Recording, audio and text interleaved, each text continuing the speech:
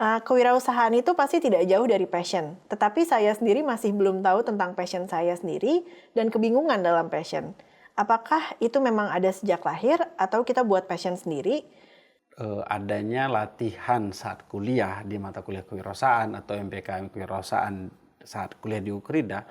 Nah itu jadi satu kesempatan bagi si mahasiswa untuk menemukan apakah memang passionnya di situ. Di dalam kehidupan kita, passion tidak harus menjadi profession. Your passion doesn't have to be your profession, but in your profession, you have to find your passion. Jadi di setiap apapun yang kita kerjakan, kita harus mencari passion kita sebenarnya apa sih. Yeah. Akhirnya saya jadi kayak, oh ternyata passion saya adalah gabungan dari ini gitu. Yeah. Developing sama people, gitu. Jadi developing people atau developing business, itu juga sebuah perjalanan tuh Pak menemukan passion itu.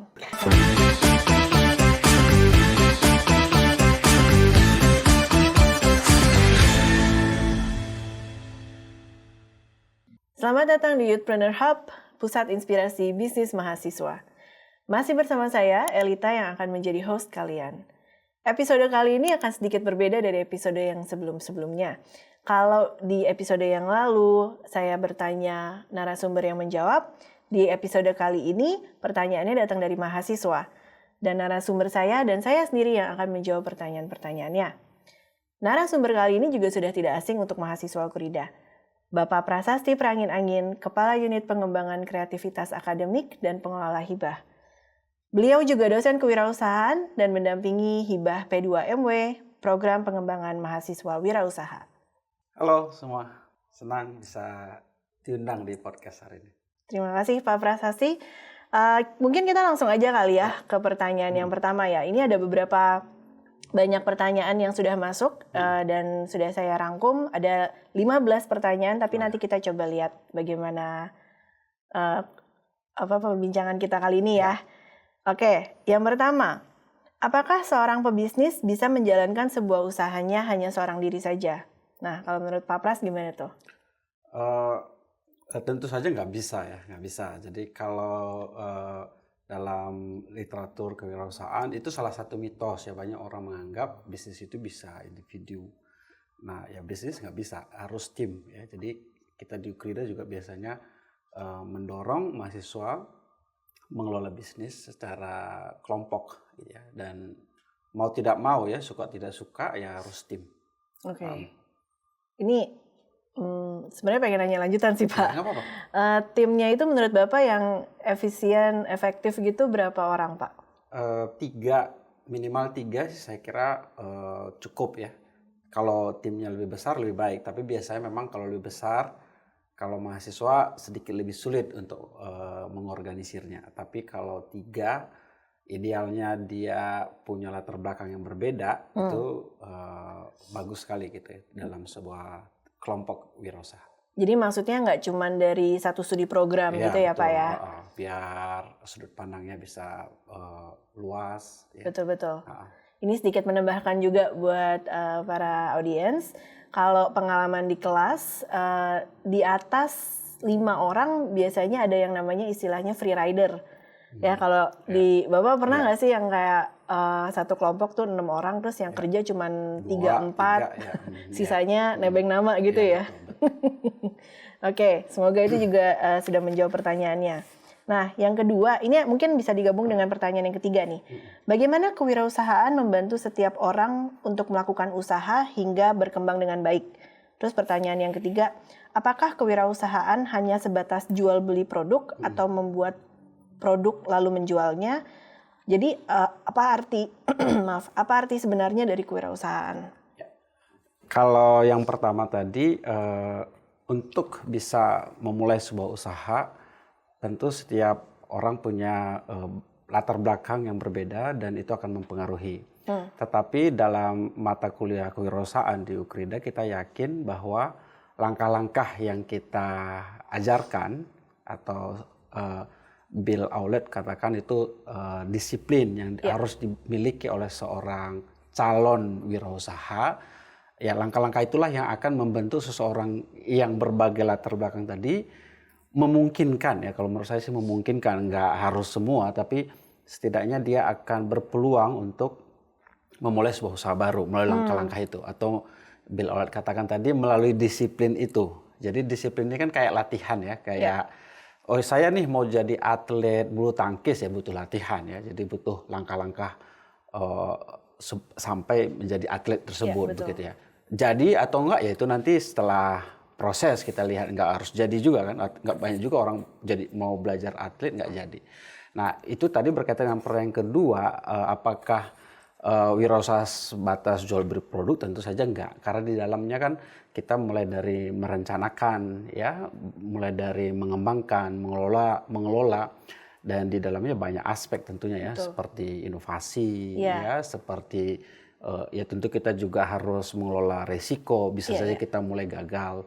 Ya tentu juga berhubungan dengan kreativitas saya kira ya, yaitu terus kreatif mengembangkan produk-produk kita sehingga tetap relevan dan orang cari gitu ya, orang butuh gitu ya. Dan tentu leadership ya saya kira.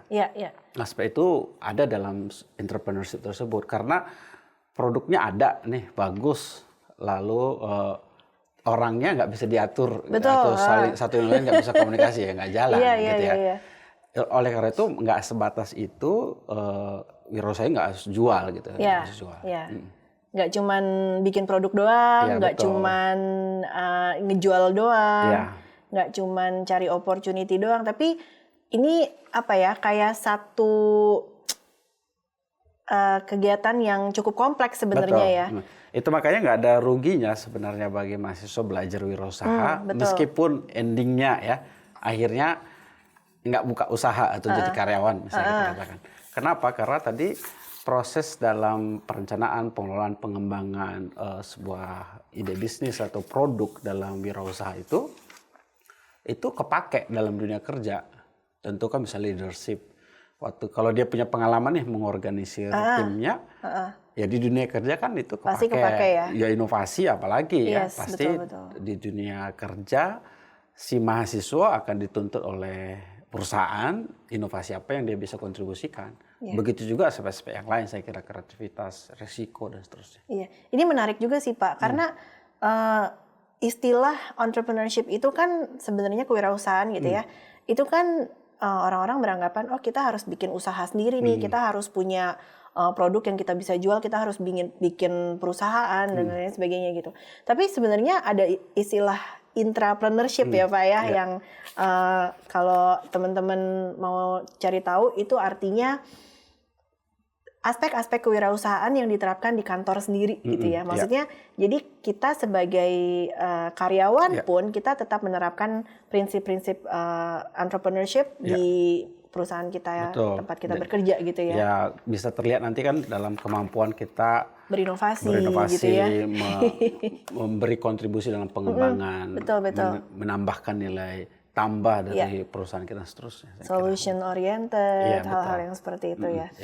Oke, itu pertanyaan kedua dan ketiga. Kemudian yang keempat, sebagai seorang pemimpin, apa sikap yang harus kami ambil ketika sebuah usaha mendapatkan kerugian yang disebabkan oleh karyawan?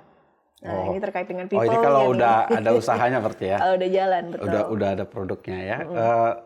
Seperti yang saya katakan tadi, memang salah satu aspek yang mungkin banyak orang menghindar dari berwirausaha kan ada faktor risiko ya. Dan saya kira sebagai seorang pemimpin harus berdamai dengan kemungkinan risiko itu. Artinya dia harus tahu bahwa in case dia gagal gitu ya, atau rugi, atau sudah beberapa saat rugi, ya dia harus berdamai dengan itu. Artinya berdamai, dia harus siap menerima itu dulu gitu ya. Artinya kalau mahasiswa ini nggak siap ya sulit ya, nggak bisa. Pasti kenapa? Karena itu nggak ada yang pasti ya. Yang pasti kan kalau karyawan ya pasti gajian misalnya. Kalau entrepreneurship kan enggak. Jadi dia sebagai pemimpin saya kira harus bisa itu tadi ya, memanage pikirannya supaya nggak jerah istilahnya ya, jadi mundur. Ya dia harus coba lagi gitu ya. Dan kalau kita lihat kan pengusaha-pengusaha yang berhasil hari ini juga kalau kita lihat cerita histori hidupnya, ya banyak yang mengalami kegagalan.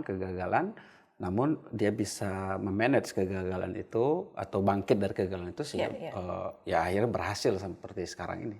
Yang paling ini deh, yang paling famous ceritanya KFC. Colonel Sanders kan beliau baru berhasil membuka KFC itu kalau nggak salah di usia 70-an gitu ya, setelah berkali-kali menawarkan resep ayam gorengnya, terus gagal, akhirnya dia baru berhasil di usia 70 ke atas. Itu sebuah contoh yang sangat baik tuh. Oke, pertanyaan berikutnya. Bagaimana cara untuk bisa memenangkan persaingan antara produk yang sama yang dijual di pasaran? Nah, kalau pendekatan yang kita ajarkan ke mahasiswa, di tahap awal itu kan banyak dalam proses mencari kebutuhan pelanggan atau target market kita atau pengguna produk kita. Jadi satu-satunya cara kita untuk bersaing, kita bisa melihat pain point apa yang pelanggan atau calon pelanggan yang sama yang saat ini miliki, sehingga produk yang akan kita hasilkan itu bisa memenuhi pain point tersebut ataupun masalah tersebut, gitu ya. Kenapa orang beralih? Berarti kan produk yang saat ini dia pakai tidak bisa memenuhi kebutuhannya. Maka bila ada produk baru, dia akan mengambil produk baru tersebut. Gitu. Jadi kalau tadi soal bagaimana produk itu bisa bersaing di pasaran, kita harus benar-benar meneliti apa yang menjadi kebutuhan ataupun target market kita itu sebenarnya butuhnya apa. Maka produk yang akan kita tawarkan adalah produk yang memenuhi kebutuhan tersebut. Ya. Menelitinya itu berarti melalui market research gitu ya, Pak, riset pemasaran ya. Ya, ini yang sulit kan, artinya kita belum ngapa-ngapain nih, belum buat apa-apa, tapi kita harus paham dulu apa yang menjadi kondisi dari calon pelanggan kita. Betul. Kemudian kita harus benar-benar ngobrol dengan calon pelanggannya, berarti nggak bisa cuman kayak mungkin nggak tahu kalau asumsi gitu. Tapi kalau kayak pakai tools yang ada nih Pak, kayak sekarang kan sosial media banyak penggunanya. Misalkan kita pakai Instagram polling gitu, itu bisa nggak Pak? Ya bisa jadi satu indikator, tapi nggak bisa mewakili gitu ya, nggak bisa satu-satunya. Paling disarankan oleh Bill Outlet itu ya kita komunikasi, kita tanya gitu ya. Berarti benar-benar harus ketemu. Iya, ketemu. Itu yang mahasiswa biasanya agak sulit ya. Sehingga nanti kan produk kita punya keunikan, keunikan sehingga ya itu yang akan membuat kita bisa bersaing, saya kira. Nambahin sedikit ya Pak. Kemarin juga kan kalau di kelas kita tuh mengajarkannya problem. Sambil ngopi bisa ya? Silakan Pak, silakan. Kita harus bisa menjawab masalah apa yang dihadapi oleh pelanggan kan. Dan walaupun saat ini mereka, yang tadi Pak Pras bilang gitu, walaupun saat ini mereka sudah menggunakan suatu produk misalkan atau menggunakan salah satu solusi, tapi tetap kita bisa menggali apa yang mereka kurang puas dari produk tersebut gitu ya. Dan disitulah kalaupun kita menjual produk yang sama, kita tetap bisa bersaing dengan pasar yang dengan produk-produk yang ada di pasaran. Gitu. Oke, menarik nih. Oke, kita lanjut ke pertanyaan berikutnya.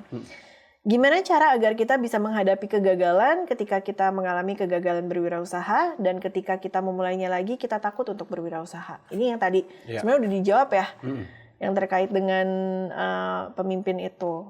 Ada yang ditambahkan nggak Pak? Kegagalan ya, kalau saya sendiri dengan istri itu punya usaha kecil-kecilan lah ya, ya sering juga gagal misalnya. Stok kita sampai sekarang masih di gudang misalnya gitu ya, itu kan hal yang ya itu tadi kita harus deal dengan itu ya. Karena sekali lagi kan wirausaha itu kalau pasti untung ya semua pasti mau lah jadi ya, wirausahawan tapi gitu ya. pasti ada resiko ya.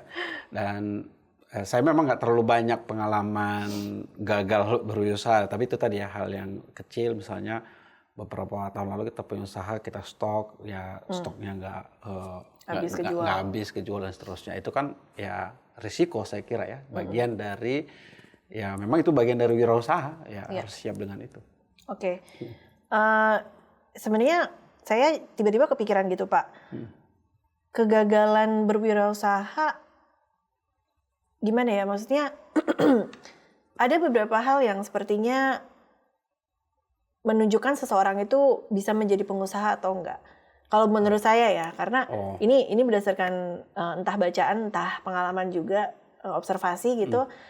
Kayaknya kalau pengusaha itu mereka punya suatu skill, bukan skill mungkin, mindset atau karakteristik seorang pengusaha, yaitu resiliensi.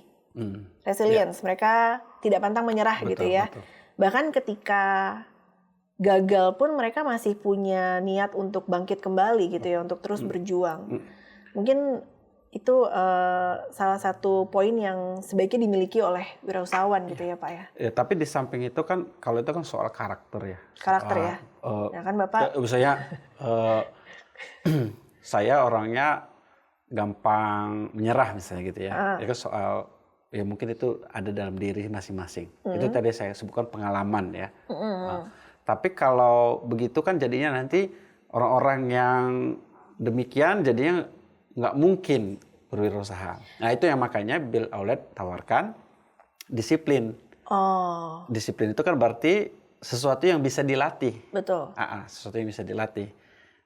Step-stepnya. Tadi misalnya kalau kita gagal, Bill Aulet sudah punya solusi, ya udah balik ke step sebelumnya lagi. Misalkan itu dia tawarin 24 step tuh ya, 24 step. Ya.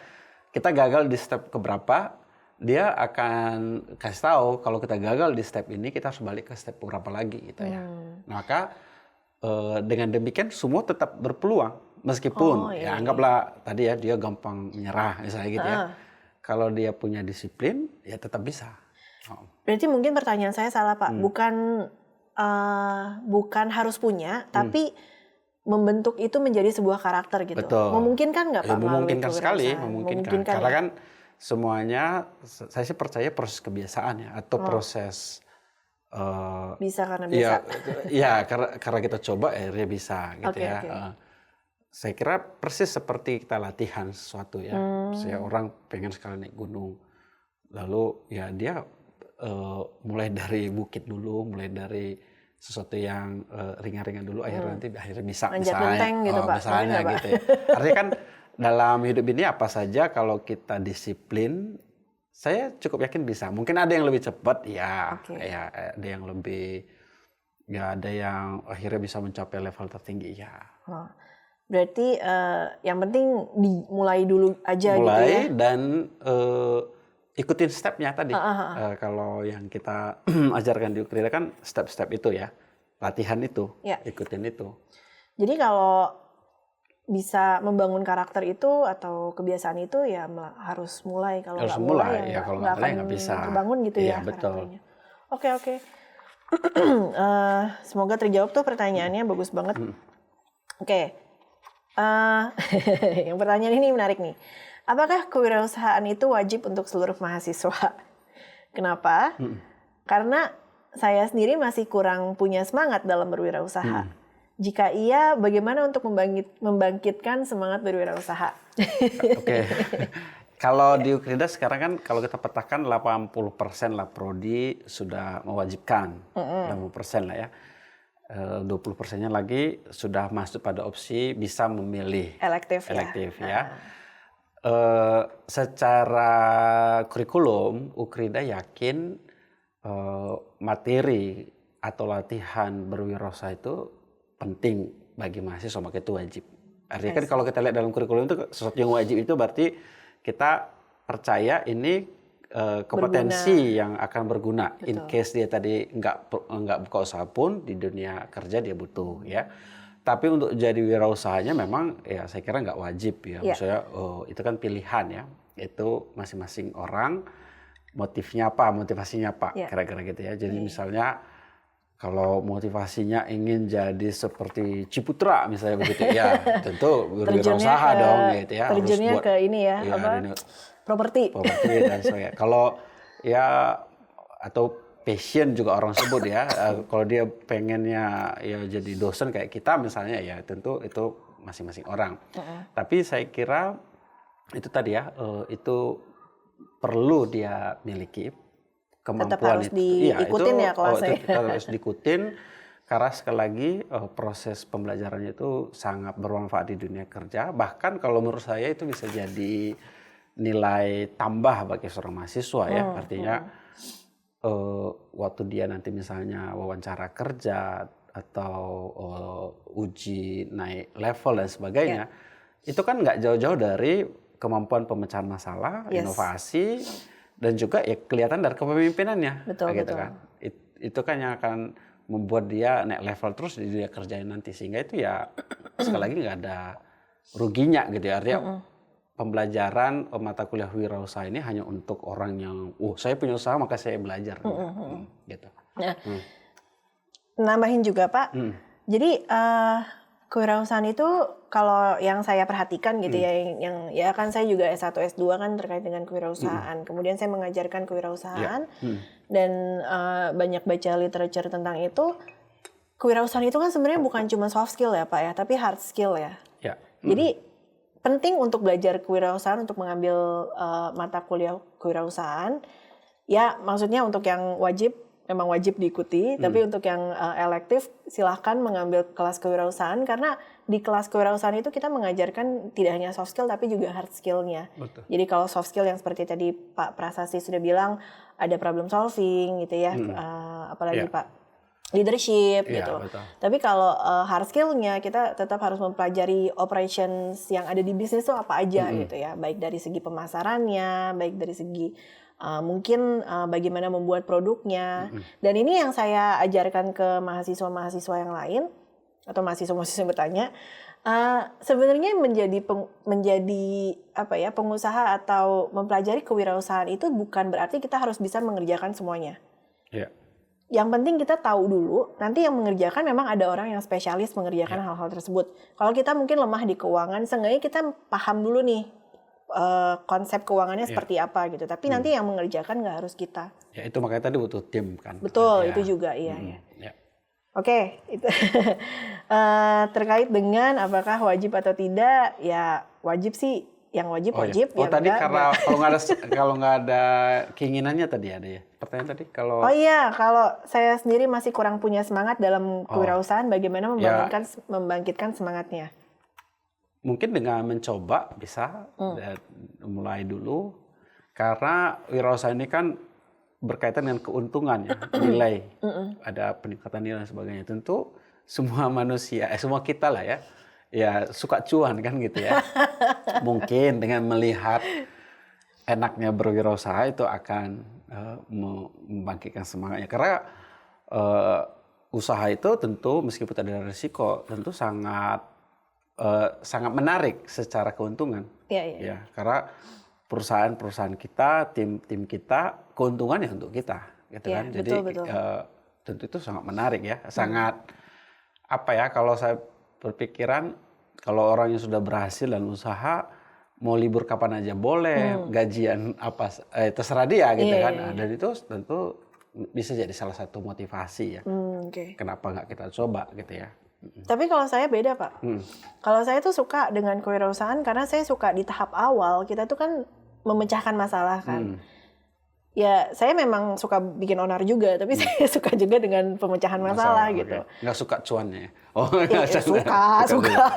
Itu kan kayak added perks ya, benefit tambahan gitu. Tapi kalau buat saya kewirausahaan itu saya sukanya karena pada saat tahap awal kita harus menggali ide, berpikir kreatif. Di situ saya senang banget. Oke, kita lanjut ke pertanyaan berikutnya. Jika kita mau buka bisnis makanan kecil, jika kita mau buka bisnis makanan kecil-kecilan, selain paying customer dan modal, apalagi yang dibutuhkan? Makanan kecil-kecilan ya. Nah ini biasanya yang paling banyak nih mahasiswa, paling mudah soalnya kan. Kalau menurut saya, kalau bisnis makanan kecil-kecilan, kalau makanan ya, paling dibutuhkan sebenarnya bukan paying customer sih kalau menurut saya ya, atau modal. Tapi kemampuan kita membuat makanan itu punya karakter mungkin kita katakan, atau punya nilai rasa rasa gitu, atau ukuran. Atau ukuran atau harga. Tapi kalau sekarang kan trennya kan rasa ya, orang cari ya, punya keunikan. Artinya misalnya kalau kita lihat bisnis kuliner ya, orang rela misalnya ke Bandung hanya untuk supaya makan di satu rumah makan. Soto Bandung. Misalnya gitu ya. Di Soto Bandung kan di Jakarta juga ada, tapi pasti ada yang dia temukan di sana yang tidak gitu, yang berbeda. Saya kira itu yang lebih perlu dulu. Jadi pengembangan istilahnya rahasia resepnya itu dulu dia punya nggak, dan itu dia sudah uji coba nggak, misalnya bukan hanya sekali 2 kali ya, mungkin sudah bertahun-tahun setiap kali dia misalnya memasak itu orang coba, orang suka gitu. Dan istilahnya tangan dia itu ya, istilahnya kan setiap kali tangan dia yang ngerjain makanan itu punya nilai rasa yang berbeda misalnya gitu. Itu dulu kalau menurut saya. Karena itulah yang akan nanti mendatangkan paying customer tadi. Kalau untuk makanan saya kira enggak. Kalau paying customer itu kan untuk produk orang kan bisa tes dulu, lihat dulu. Tapi kalau untuk makanan ya orang pengen rasain dulu. Kalau memang gitu ya perlu di tester terus ya saya kira ya. Perlu misalnya ya terus diproduksi, dicoba terus sehingga orang akan bisa melihat wah ini memang beda. Nah itu kalau menurut saya yang dibutuhkan dulu. Harus jelas dulu produk makanan apa. Kalau saya melihatnya ya memang kita harus bisa membedakan diri dari pasar gitu ya. Betul. Jadi ada inovasinya mungkin sedikit atau diferensiasi lah. Mungkin nggak inovasi banget tapi diferensiasi. Sama kalau makanan itu yang saya pahami sebaiknya harusnya konsisten Pak. Dari segi rasa ya. Tadi ketika Bapak bilang ini harus berbeda gitu ya. Maksudnya berbeda dari pasaran tapi bukan dalam proses pembuatannya harus dijaga konsistensinya gitu ya. Saya juga melihat sebenarnya kalau bisnis makanan itu kita butuh supplier yang bisa apa ya istilahnya terpercaya gitu Pak. Betul. Jadi dari segi kualitas makanan bisa terjaga, nggak cuma dari proses pembuatannya, tapi juga dari bahan masakannya gitu ya. Itu sangat perlu dipertimbangkan terlebih dahulu ya. Nanti takutnya cuma bisa beroperasi sebulan misalnya gitu ya. Sama lokasi tentunya itu juga perlu ya. Lokasi kita mau jualan di mana, online aja kah atau satu tempat. Pre-order doang juga bisa kan Mbak? Bisa. Ya. Tinggal lihat target marketnya siapa, lalu mana yang harus diprioritasin. Misalnya kalau modalnya kecil, tapi keunikan masakannya unik gitu ya. Artinya misalnya se-BSD cuman ada 2 penjual itu misalnya gitu ya. Berarti kan lokasi bisa jadi prioritas kesekian. Karena orang pasti akan cari gitu ya. Dengan bantuan GoFood, GrabFood dan sebagainya. Gitu. Tapi saya ingat waktu itu Pak Pras pernah ngomong di salah satu kelas. Waktu itu mungkin lagi bukan kelas sih settingnya. Tapi saya ingat Pak Pras pernah bilang kalau memang di satu lokasi ini tidak ada makanan tersebut, tidak ada bisnis tersebut, yang perlu ditanyakan bukannya apakah ada pasarnya atau tidak. Salah. Waktu itu apa ya Bapak nanyanya ya? Siapa yang akan bukan kenapa tidak ada kompetitor, tapi kenapa tidak ada makanan itu di situ. Makanan itu di situ gitu. Jangan-jangan tidak ada pembelinya. Betul. Waktu itu Pak Pras pernah ngomong gitu. Itu itu lagi diskusi proposal mahasiswa kalau misalnya. Iya betul. Dia mau buka lapo di mana gitu ya. Pertanyaannya kenapa nggak ada lapo di situ kan gitu ya. Bisa ya memang nggak ada target market yang ada di situ. Iya, berarti kan itu memang harus diperhatikan harus spesifik juga ya. Misalnya lapo berarti kan dia ya harus yang non muslim pasti yang muslim pasti nggak bisa jadi target gitu ya. Lalu populasi orang yang lewat di situ berapa banyak dan sebagainya. Jadi kalau tidak ada di satu lokasi tidak ada satu jenis makanan atau satu jenis produk yang khusus, entah itu menjadi peluang atau itu menjadi rintangan gitu ya Pak ya? Itu jadi indikasi bahwa nggak cocok di situ. Karena kan prinsipnya pengusaha-pengusaha yang lain juga berpikiran yang sama kan dengan kita. Oke, makanan. Ini panjang banget nih Pak kalau kita ngediskusi biasanya memang mahasiswa paling mudah bisnis makanan. Tapi sebenarnya kalau kita ke depan sih dorongnya nggak ke makanan ya. Nggak cuma ke makanan. Nggak cuma kalau bisa memang ke satu inovasi Ya. yang lebih, ya harapannya bisa jadi startup misalnya begitu ya, atau perusahaan. Dampaknya juga bisa lebih Iya, besar lebih gitu ya secara besar. ekonomi. Untuk mahasiswanya juga tentu bisa lebih berdampak ya, artinya tamat dari Ukrida bukan cari kerja tapi mengembangkan startup yang sudah terbentuk di Ukrida misalnya. Oke. Nah itu harapan buat kalian tuh mahasiswa Ukrida. Iya. Oke, sampai di mana nih tadi? Nomor 7 tadi, 7. Udah banyak banget nih Pak. Sebentar, bagaimana cara yang sebentar? Ya itu sekarang kayak. Ya, oke. Bagaimana cara yang efektif yang mungkin dapat dilakukan seseorang yang tidak memiliki keahlian di bidang kewirausahaan, tetapi ingin dan diharuskan memiliki suatu usaha?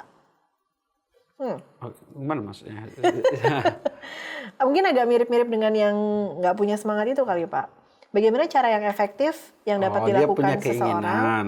yang tidak memiliki keahlian tetapi ingin? Oh, dia Balik ingin. ini malah ya. Oh, dia Tidak ingin. punya keahlian tapi punya kemauan. Oh iya. Dan Justru diharuskan. itu bagus sebenarnya kalau masih ada keinginan.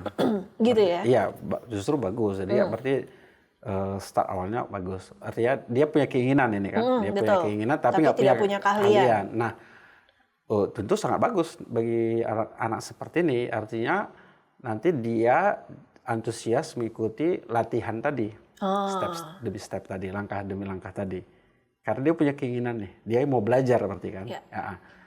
Kalau yang kita pakai Build Outlet, oke, kamu kalau mau buat usaha ikutin langkah ini ya udah bisa. Justru bagusnya sih nggak usah diwajibkan ya. Jika kamu harus punya usaha enggak sih, tapi oke, kita tawarkan dan biarkan mereka merdeka untuk memilih supaya nanti yang kurikulum merdeka kan gitu ya, supaya nanti mereka waktu memilih mau berusaha misalnya atau ikut MPKM wirausaha misalnya di Ukrida juga ada MPKM wirausaha kan, mereka punya kemerdekaan sehingga kreativitas mereka juga akan berkembang saya kira. Ini sebagai kepala unit pengembangan kreativitas akademik ya Pak Iya, ya. ngurus MPKM. Itu MPKM justru bagus kan. Mereka ini kan daripada kuliah tatap muka 1 semester 20 SKS, ya kewirausahaan di Ukrida menawarkan bisa 10 SKS, bisa 20 SKS, mengembangkan usaha, belajar terus bagaimana melahirkan sebuah usaha sampai komersialisasi. Iya. Tadi ada yang mau saya tambahkan. Oh gini, jadi saya pernah baca satu teori Pak, ini mungkin memang udah agak lama sih teorinya. Namanya situational leadership. Jadi kita mencoba memetakan karyawan atau ya siapapun sebenarnya, diri kita sendiri juga bisa. Dari segi kemampuan dan kemauan. Jadi semakin tinggi kemampuan atau semakin tinggi kemauan itu cara kita lead karyawan kita itu bisa berbeda. Nah kalau melihat pertanyaan ini dengan keahlian rendah tapi minatnya tinggi, itu mungkin ada baiknya dia bisa mencari mentor. Iya, bisa. Jadi mencari sosok leader atau sosok mentor yang bisa mengarahkan dia apa yang harus dilakukan gitu. Karena minatnya udah ada nih, keinginannya udah ada, tapi skills-nya aja yang perlu diimprove gitu ya. Justru sekarang kan masalahnya banyak mahasiswa nggak ada keinginan gitu. Oke. Saya Yahudi ini datar aja gitu ya. Itu tugas kita Pak, bagaimana menimbulkan minat-minat untuk berwirausaha. Karena memang sebenarnya menarik sih wirausaha itu ya. Oke, pertanyaan berikutnya. Standar apa saja atau aspek yang dibutuhkan untuk seseorang membentuk mindset mengenai kewirausahaan, cara mengenalinya, cara mengembangkannya, dan cara mengimplementasikannya? Ya, kalau mindset tadi ya, saya yang berarti sorry ulang tadi bagaimana standar apa saja standar atau aspek yang dibutuhkan untuk seseorang membentuk mindset mengenai kewirausahaan? Tadi faktor latar belakang itu bisa latar belakang ekonomi, latar belakang pendidikan keluarga, misalnya dia melihat orang tuanya seorang wirausaha misalnya gitu ya, atau dia pernah mengalami keterpurukan secara ekonomi lalu terbentuk mindset bahwa dia harus ke depan harus bisa lebih maju misalnya begitu ya, itu mungkin proses yang membentuk seseorang, ya, Oke. proses pembentukan diri seorang ya, karakter seorang ya, termasuk daya juangnya, daya tadi ya resiliensi dan Ya. sebagainya ya. Tapi tentu itu saja nggak cukup kalau menurut saya.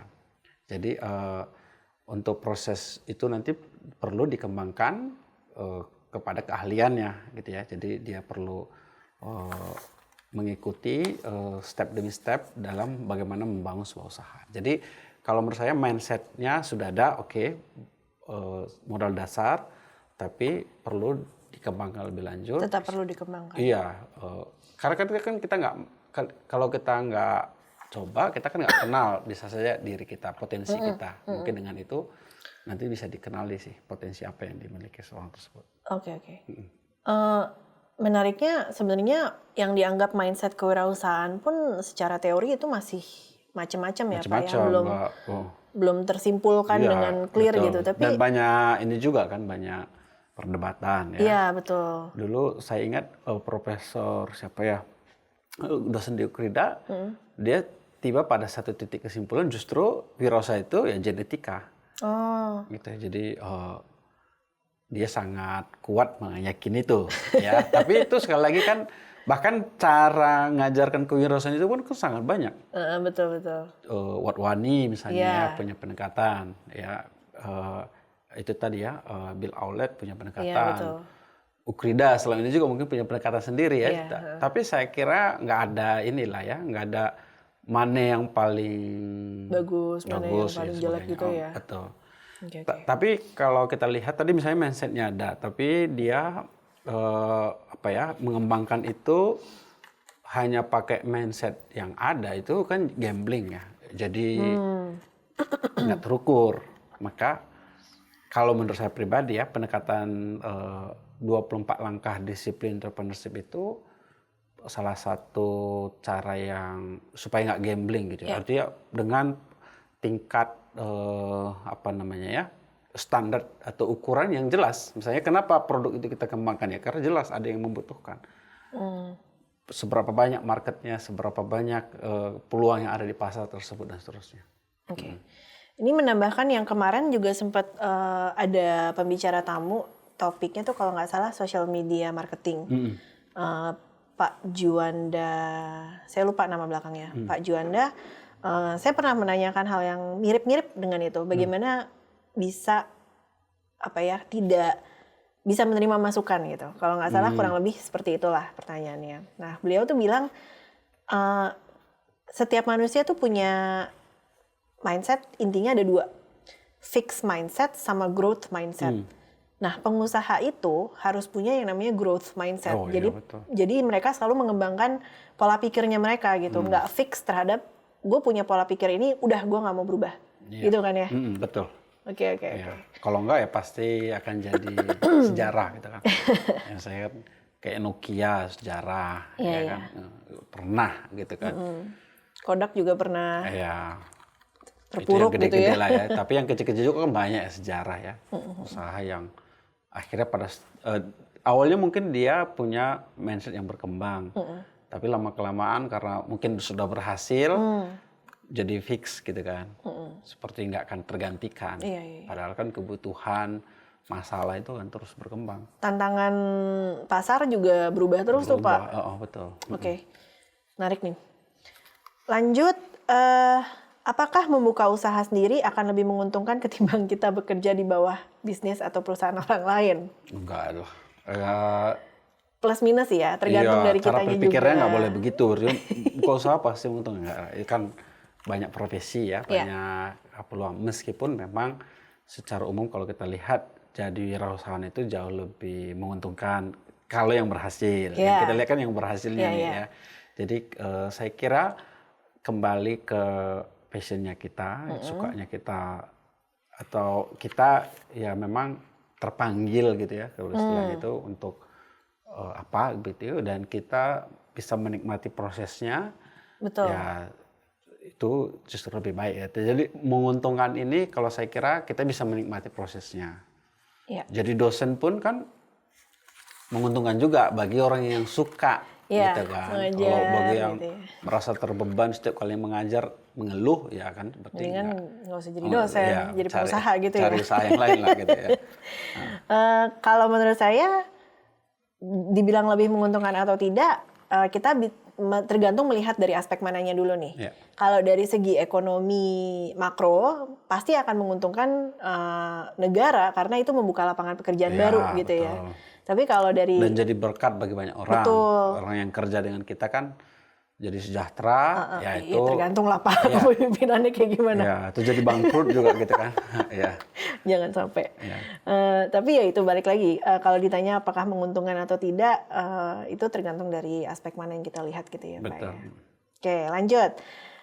Kewirausahaan itu pasti tidak jauh dari passion. Tetapi saya sendiri masih belum tahu tentang passion saya sendiri dan kebingungan dalam passion. Apakah itu memang ada sejak lahir atau kita buat passion sendiri? Terus kalau menurut kita sebagai dosen, dalam memulai bisnis, gimana cara mendapatkan passionnya? Apakah kita buat sendiri atau ada sejak lahir? Oh, sejak lahir, pengaruh. Kalau sejak lahir ini kan, gitu kita lahir pun kan terbentuk kan, Ya. Lingkungan, cara didik, pengalaman-pengalaman tadi membentuk ya. Jadi genetika kita itu kan nggak begitu aja gitu, nggak fix tapi berkembang ya. Jadi passion itu saya kira sangat dipengaruhi oleh itu. Tapi sejak lahirnya ini bukan berarti gitu kita lahir udah jadi itu ya. Langsung pengen jadi Ya, pengusaha tapi gitu ya. benar sejak lahir membentuk kita jadi seperti sekarang ini. Betul. Dan itu mempengaruhi passionnya kita di mana. Iya. Tapi kalau menurut saya passion itu nggak fix juga ya, nggak fix artinya. Bisa berubah-berubah. Iya, mungkin seiring berjalannya waktu, misalnya kita sangat yakin kita mau jadi pendidik nih, misalnya waktu SMA. Lalu setelah jadi pendidik kita jalani lama-kelamaan kok makin pudar misalnya semangatnya gitu ya. Nah itu saya kira proses yang wajar sih terjadi ya. Nah jadi begitu juga dengan wirausaha saya kira ya. Dengan adanya latihan saat kuliah di mata kuliah kewirausahaan atau MPKM kewirausahaan saat kuliah di Ukrida, nah itu jadi satu kesempatan bagi si mahasiswa untuk menemukan apakah memang passionnya di situ, gitu. Nanya dong Pak, Pak Pras passionnya apa? Kalau saya memang dari kuliah semester 7 pengen sekali jadi dosen dari dulu. Karena waktu kuliah S1 sering jadi asisten dosen dan sebagainya ya. Wah, menurut saya mengajar orang itu satu kebahagiaan tersendiri gitu ya. Kalau bisa mengajar orang, ya, mendidik orang. Ya maka sampai sekarang ya jadi pengajar gitu ya. Pengajar. Itu Bapak merenungkan itu apa tiba-tiba langsung dapat kayak udahlah ini passion gue ini gitu? Justru baca buku. Saya baca buku Pak Antoni Stanan itu. Ya dia nulis buku tentang Pak Ciputra kalau nggak salah ya, dari buku itu. Apa Pak yang disebut di buku itu apa sedikit aja? Apa ya, bahwa setiap kita itu waktu itu kalau buku itu sangat menurut saya adalah setiap kita itu bisa mencapai sesuatu yang memberi dampak bagi orang lain gitulah kira-kira ya. Dan waktu itu saya terpikir gitu ya. Dan juga mungkin ada pengaruh spiritualitas juga ya, kita doakan, kita gumulkan. Dan menurut saya mengajar orang, mendidik orang itu sesuatu yang itu tadi membawa kebahagiaan gitu ya, berdampak kan jadinya kita. Apalagi kalau visinya waktu itu kan membentuk pemimpin masa depan gitu ya. Kita didik mahasiswa Ukrida ini sekarang ya. Lalu pada masa yang akan datang dia bisa memberi pengaruh jadi pemimpin, tentu itu bagi kita sebagai seorang pengajar memberi sebuah makna gitu. Oke. Pak ini saya juga sedikit menambahkan, saya juga dalam perjalanan mencari passion itu apa ya? Kalau nggak salah tuh waktu itu hampir 2 tahun lah. Pertama kali masuk kerja ambisius banget gitu kan. Saya pengen memberikan dampak bagi orang lain gitu, tapi nggak tahu caranya kayak gimana. Pokoknya cuma tahu tujuan hidupnya itu gitu kan. Terus setelah bekerja di kantor yang pertama itu diskusi dengan mentor, dengan direktur waktu itu. Akhirnya saya mengambil keputusan Oh, bukan mengambil keputusan sih, tapi ini juga memang disampaikan sama direktur saya waktu itu. Dia bilang gini, di dalam kehidupan kita, passion tidak harus menjadi profession. Your passion doesn't have to be your profession, but in your profession, you have to find your passion. Jadi di setiap apapun yang kita kerjakan, kita harus mencari passion kita sebenarnya apa sih. Yeah. Jadi waktu itu saya sempat menemukan, waktu itu kan posisi saya account eksekutif, ketemu dengan orang banyak, ketemu dengan perusahaan, ngobrol dengan mereka, saya seneng tuh. Sebenarnya memang saya karena ekstrovertnya akut, jadi seneng ketemu orang. Tapi akhirnya tiba pada suatu kejadian di mana ada dua anak yang usia sekitar waktu itu kalau nggak salah sekitar 5 dan 8 tahun gitu ya. Mereka tuh terinspirasi Pak sama karya yang saya buat. Terus mereka mencoba meniru karya itu dan dipamerin. Ini dibikin karena kami terinspirasi. Gitu. Terus saya yang, enak juga ya menginspirasi orang ya. Oh.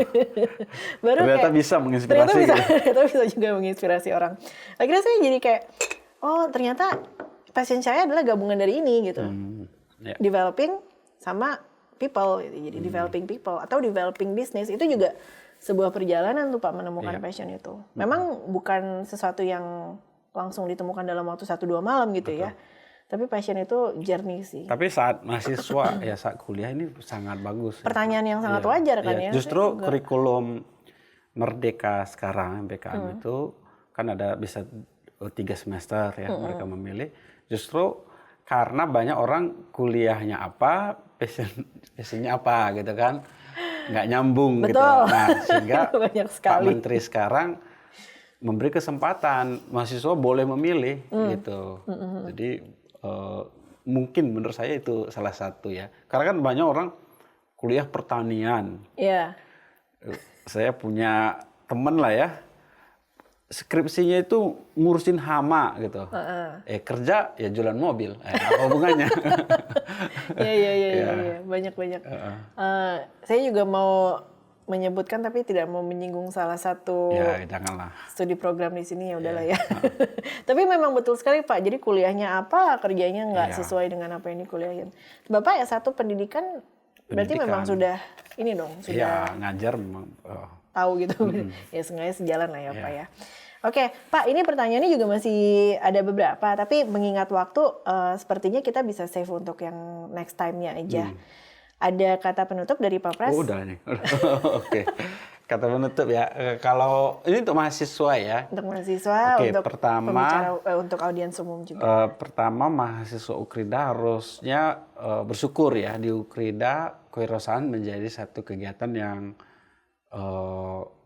utama, satu bagian utama ya. Jadi khususnya misalnya manajemen ya. Di manajemen kan ada sampai 3 kali gitu ya. Jadi manfaatkan kesempatan itu teman-teman untuk belajar dan juga MPKM-nya saya kira coba ya. Jadi bisa ikut MPKM, bayangkan 10 SKS atau 20 SKS dalam satu semester, teman-teman bisa fokus belajar sehingga belajar wirausahaan itu banyak dan sama seperti yang saya katakan tadi, belajar berinovasi, belajar manajemen risiko, belajar mengembangkan kreativitas, kepemimpinan sebagainya diajar di sana tentu nggak ada ruginya. Maka ya ini ya senanglah kalau belajar wirausaha kalau ketemu dengan kita gitu ya kalau di kelas ya itu saja sih. Oke.